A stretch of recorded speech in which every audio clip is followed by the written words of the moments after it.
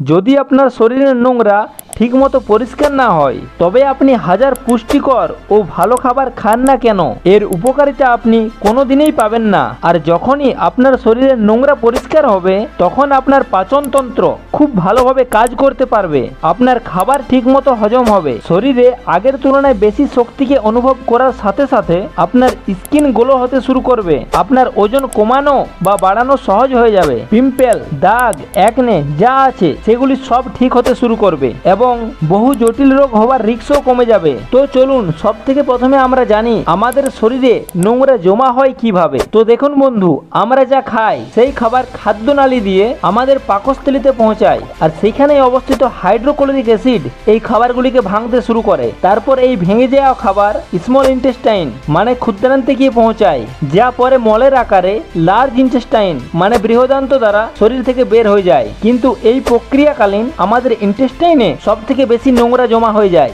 যদি আমরা আমাদের ইন্টেস্টাইনকে জুম করে দেখি তো এটা দেখতে ঠিক এইরকম হয়। এর মধ্যে আঙ্গুলের মতো ছোট ছোট ঝিল্লি থাকে। এই ঝিল্লিগুলি পাকস্থলীতে ফিল্টারের মতো কাজ করে। এই ঝিল্লিগুলির ভিতরে থাকে শিরা। এই শিরাগুলি আমাদের শরীরের প্রতিটি অংশের সাথে যুক্ত থাকে, আর এই শিরাগুলির দ্বারাই খাবারে অবস্থিত পুষ্টিকে রক্তের দ্বারা সারা শরীরে পৌঁছে দেওয়ার কাজ করে। কিন্তু যখন আমরা জেনে বা না জেনে ভুল খাবার খেয়ে নিই তখন এই খাবারকে পাকস্থলী ঠিকমতো ভাঙতে পারে না, যার ফলস্বরূপ এই খাবার আমাদের ইন্টেস্টাইনে জমা হতে শুরু করে। ধীরে ধীরে এই খাবারগুলি ঝিল্লির উপরে জমা হতে হতে একটা মোটা লেয়ার তৈরি করে দেয়, যার ফলস্বরূপ যখন ঝিল্লি খাবারে অবস্থিত পুষ্টিকে রক্তে পৌঁছানো শুরু করে তখন এর সাথে এই নোংরাগুলিও আমাদের রক্তে মিশে যায়। তারপর রক্তের দ্বারা বয়ে গিয়ে এই নোংরাগুলি শরীরের বিভিন্ন অংশে জমা হতে শুরু করে। যখন এই নোংরা রক্তের দ্বারা আমাদের লিভারে গিয়ে পৌঁছায় তখন ফ্যাটি লিভার বা জন্ডিসের মতো রোগ সৃষ্টি হয়। যখন এটি কিডনিতে জমা হয় তখন এটি কিডনি স্টোন, আর ফুসফুসে জমা হলে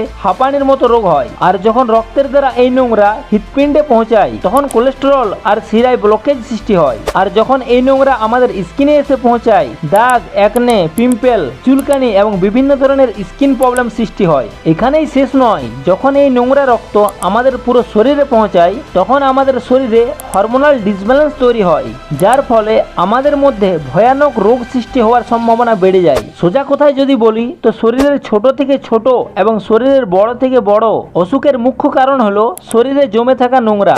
আজ এই ভিডিওটিতে আপনি 5টি এমন উপায়কে জানতে চলেছেন যেগুলিকে যদি আপনি সপ্তাহে একদিনই ট্রাই করেন তবে এটা আপনার সম্পূর্ণ বডিকে ডিটক্স করে দেবে। তাই ভিডিওটিকে সম্পূর্ণ অবশ্যই দেখবেন, কারণ এই 5টি মেথড আপনাকে সুস্থ থাকতে অনেক সাহায্য করবে। আর হ্যাঁ, আপনাদের জন্য একটা বোনাস টিপও রয়েছে। নাম্বার 1, এতে আপনাকে কি করতে হবে? আপনাকে সকালে ঘুম থেকে উঠে ফ্রেশ হওয়ার পর 1 গ্লাস হালকা গরম জল নিন এবং সেই জলে একটা আধা লেবুর রসকে চেপে নিন। এইবার সেই লেবু জলকে আপনি সিপ সিপ করে আস্তে আস্তে খেয়ে ফেলুন। জল পান করার পর সকালে 15 থেকে 20 মিনিট আপনি সূর্যের আলোতে থাকুন। অ্যাকচুয়ালি সূর্যের কিরণে থাকা ভিটামিন ডি আমাদের শরীরের জন্য বিশেষ গুরুত্বপূর্ণ ভূমিকা পালন করে। তাছাড়াও ভিটামিন ডি আমাদের শরীরের কীটাণুকে ধ্বংস করতেও সাহায্য করে। এই জন্যই লেবু জল পান করার পর আপনি 15 থেকে 20 মিনিট সূর্যালোকে অবশ্যই থাকুন। এটিকে আপনাকে প্রতিদিন করতে হবে না, সপ্তাহে 1 থেকে 2 দিন করলেই যথেষ্ট।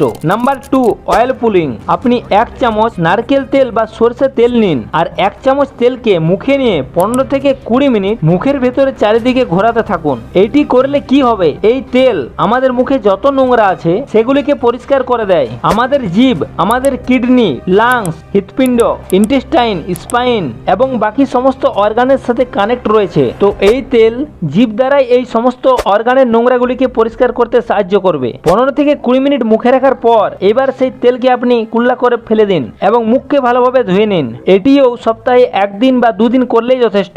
নাম্বার 3, এই প্রসেসটিতে আপনাকে খাওয়া দাওয়ার সময়ের কিছু পরিবর্তন আনতে হবে। আর সেই পরিবর্তন হলো আপনার রাতের খাবার ঘুমানোর 3 ঘন্টা আগে খেতে হবে এবং সকালের খাবার ঘুম থেকে ওঠার 3 ঘন্টা পর খেতে হবে। এটি এই জন্যেই কারণ আমাদের বডি হলো একটি অ্যাডাক্টিভ অ্যাক্টিভ পিস, মানে আপনি আপনার শরীরকে যেমন পরিস্থিতিতে রাখবেন, আমাদের শরীর কিছুদিনের মধ্যে সেই পরিস্থিতিতেই নিজেকে খাপ খাইয়ে নেবে। আমাদের শরীরে যত প্রকারের রিপেয়ারিং প্রসেস ঘটে, অর্থাৎ যত ধরনের পরিষ্কার পরিচ্ছন্নতার প্রসেস হয়, সেগুলি সব তখনই হয় যখন আমরা গভীর ঘুমাই। কিন্তু যদি আপনি খাবার খাবার সঙ্গে সঙ্গে বিছানায় শুয়ে পড়েন, তখন আপনার শরীর সেই খাবারকে হজম করার প্রসেসই ব্যস্ত থাকে, যার ফলে বডি নিজেকে ডিটক্স করার সময়ই পায় না। এই জন্যই রাত্রে ঘুমোতে যাওয়ার 3 ঘন্টা আগে আপনি খাবার খেয়ে নিন এবং সকালে ঘুম থেকে ওঠার 3 ঘন্টা পরই খাবার খান। এতে হবে কি, রাত্রের খাবারগুলো ঘুমানোর আগেই সম্পূর্ণ হজম হয়ে যাবে এবং যখন আপনি রাত্রে ঘুমাবেন তখন আপনার বডির অর্গানস নিজেকে ভালোভাবে ডিটক্স করতে পারবে। পারলে খাওয়া দাওয়া করার 10 মিনিট পর একটা ছোট্ট আদার টুকরো ও একটু গুড় একসাথে মিক্স করে চিবিয়ে খেয়ে নিন। এই দুটি জিনিস আপনার শরীরের সমস্ত নোংরাকে খাবারের সাথে টেনে আপনার শরীরের বাইরে মলের দ্বারা বার করে দেয় এবং আপনার খাবারকে ভালোভাবে হজম করাতেই সাহায্য করে। নাম্বার 4, কি খাবো আর কি খাবো না। যখন আপনি আপনার শরীরকে ডিটক্স করবেন, তখন আপনি 1 থেকে 2 সপ্তাহ বেশি তেল জাতীয় খাবার থেকে দূরে থাকুন। Packet food, chips, cold drinks এবং চিনি দ্বারা তৈরি সমস্ত খাদ্য পদার্থ থেকে দূরে থাকুন, কারণ এই জিনিসগুলি আপনার ইন্টেস্টাইনে নোংরা রূপে জমা হয়। এবার কি খাবো সেটি জেনে নিন। আপনি আগে যেমন খাবার খেতেন তেমনই খান, খাবারের মধ্যে তেমন কোনো পরিবর্তন আনতে হবে না। বাস একটি জিনিসের ধ্যান রাখতে হবে, যেটা হলো শাকসবজি। যখনই খাবেন মনে রাখবেন পাতে যেন শাকসবজি বেশি থাকে, মানে আগে খাওয়া দাওয়ার সময় যতটা শাকসবজি পাতে নিতেন তার থেকেও বেশি সবজি যেন এখন আপনার পাত্রে থাকে। শাকসবজিতে প্রচুর পরিমাণে ফাইবার থাকে, আর এই ফাইবারই আমাদের ইন্টেস্টাইনে জমা নোংরাকে টেনে শরীর থেকে বার করে দেয়। নাম্বার 5, সারাদিনের মধ্যে 25 থেকে 30 মিনিট এমন একটি সময় বের করুন, যেই সময়টিতে আপনি ফিজিক্যাল অ্যাক্টিভিটি করবেন, গেম খেলবেন, দৌড়াবেন বা ওয়ার্কআউট করবেন, এক্সারসাইজ করবেন, যাই করুন না কেন, কিন্তু 30 মিনিট যেন ফিজিক্যাল অ্যাক্টিভিটি হয়। কেন? কারণ যখন আপনি কোনো প্রকার ফিজিক্যাল অ্যাক্টিভিটি করেন তখন আপনার শরীর থেকে ঘাম বেরোতে শুরু করে। এই ঘাম আপনার শরীরের নোংরাকে বের করে দেয়। তাই সারাদিনে কমপক্ষে 30 মিনিট নিজের শরীরকে সুস্থ রাখার জন্য অবশ্যই দিন। এই 5টি টিপস ছাড়াও আমি আপনাকে একটা বোনাস টিপ বলি, যেটা হলো ফাস্টিং। প্রতিটি ধর্মেই আপনি ফাস্টিং বা উপবাসের নিয়ম পাবেন। যদি আপনি হিন্দু হন তো পুজো বা একাদশীতে ফাস্টিং করা হয়, যদি আপনি মুসলিম হন তবে রোজা রাখা হয়। আপনি হয়তো ভাবেন ফাস্টিং বোধ হয় কোনো ধার্মিক জিনিস, কিন্তু আপনি জেনে অবাক হবেন প্রাচীনকালের লোকেরা নিজের বডিকে ডিটক্স করার জন্যই ফাস্টিং করতেন। যখন আপনি ফাস্টিং করেন তখন কোনো কিছু খাওয়া যায় না। এতে হয় কি, আপনার শরীরের অর্গানগুলি ডিটক্স বা পরিষ্কার করার জন্য যথেষ্ট সময় পায়, যার ফলে বডি নিজেকে ভালোভাবে পরিষ্কার করতে পারে। তো সুযোগ পেলেই উপবাস অবশ্যই করুন। এই ভিডিওতে এতটাই, দেখা হবে পরের ভিডিওতে। ধন্যবাদ, ভালো থাকুন, সুস্থ থাকুন।